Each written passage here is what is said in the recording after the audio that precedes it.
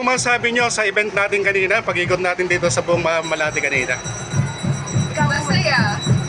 Masaya. Tsaka masaya kasi marami na naman tayong napasayang tao, bata, na nabigyan ng bola, kahit bola, masaya pa rin sila. Ayun, successful naman yung natin kanina dahil maraming nagsuwang mga tao, magaya ng mga bata, matanda. Wala naman tayong pinipili sa pamimigay ng bola. Lahat naman sila nakaka-receive sa atin. Ako karagdagan lang, nakakatuwa na pagmasdan na kahit nasa malayo pa si Miss Mara Tamundo, kita mo na sa mga mukha ng bawat isa, banging bata, matanda, kita mo yung excited sila na makita si Miss Mara kasi alam nila na ang mukha ni Miss Mara hindi lang para sa mga nakatatanda, kundi iniidol rin siya ng mga kabataan. Hindi na dahil sa binibigyan niyang tulong dahil nararamdaman nila na yung pagmamahal ni Mara sa kapwa niya ay talagang tao sa kanyang puso. Na masaya dun sa pakiramdam yung nakikita mo na nagpapasaya ka ng mga tao kahit sa maliit na bagay. Kumbaga para sa kanila is napakalaking tulong na yun. Actually kanina surprise na pag-iikot lang yun dahil nga supposed to be dahil ngayon ay Konghe Fat Choi Chinese New Year, so naisipan ko na magbigay tayo ng bola para sa mga kabataan para pampaswerte ika nga dahil bilog, di ba? So pampaswerte lamang yung ginawa natin kanina, kaya ngayon naman talaga yung parada natin para sa Chinese New Year. So actually meron Dragon Parade na kung saan tayo ay inibitahan ng Chinese community dito sa Malate na makasama raw tayo para sa kanilang parada mamaya. Bilang ito ay mga Dragon Ladies, Dragon Ladies. Kasama natin sila at kayo rin mamaya na makapag-ikot tayo para malaman ng mga kababayan natin na tayo ay nakikiisa rin sa Chinese New Year celebration. Actually, wala akong preparation as everyday naman na activity na ginagawa ko. Palagi yung spontaneous. Ibig sabihin ko ano yung nasa loob ko, naisip ko na makakabuti para sa atin, yun na yung ginagawa ko. Kaya ano lang to, biglaan na lakad, di ba? Para kahit paano lagi tayong merong looking forward na sorpresa galing sa atin. Very happy ako kasi bago ako napabilang dito, tinignan muna nila yung mga ginagawa natin para sa komunidad.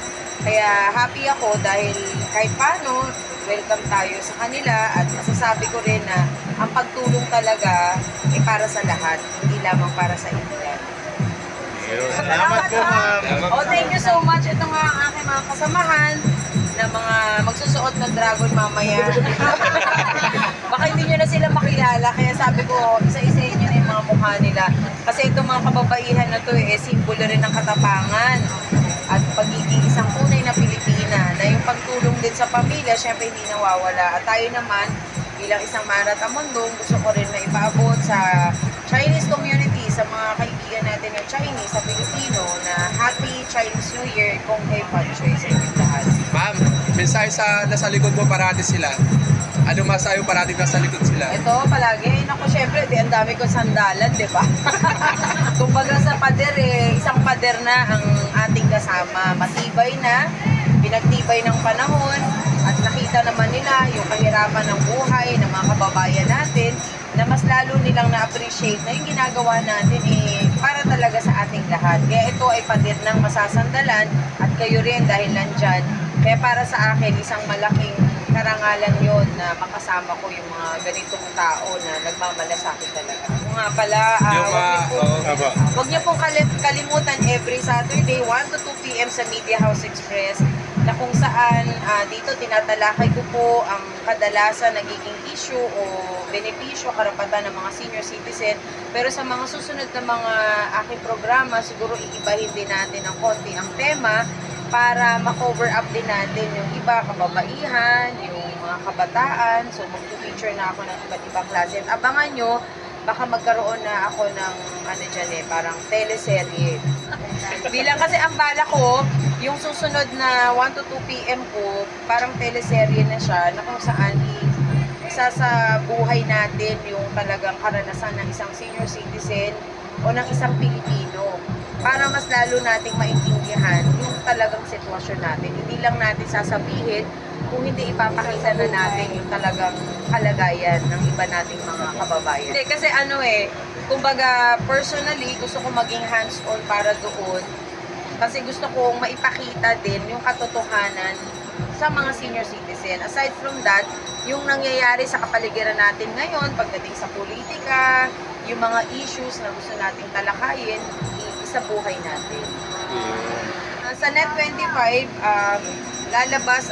lalabas ako sa Responde na kung saan nagbigay tayo ng isang makabuluhang pagtulong sa isang senior citizen. Abangan nyo na lang, siguro ipapalabas ito next week ng Net25. Kahapon lang nangyari yun, so nakita rin nila yung talagang galing sa puso na pagtulong natin sa mga kababayan natin. Baka medyo nakaka-touch yung episode na ito, kaya sana abangan po ninyo sa Responde Net25. Yung page ko, yung Marata Mundong Supporters, medyo hindi ako nakapag-live for the past few days dahil nga naging busy rin ako, naging abala, pero wag po kayo mag-alala kasi darating po ang time na mag-Facebook live ako kasama ang mga Dragon Ladies natin. Kung may Pachoy!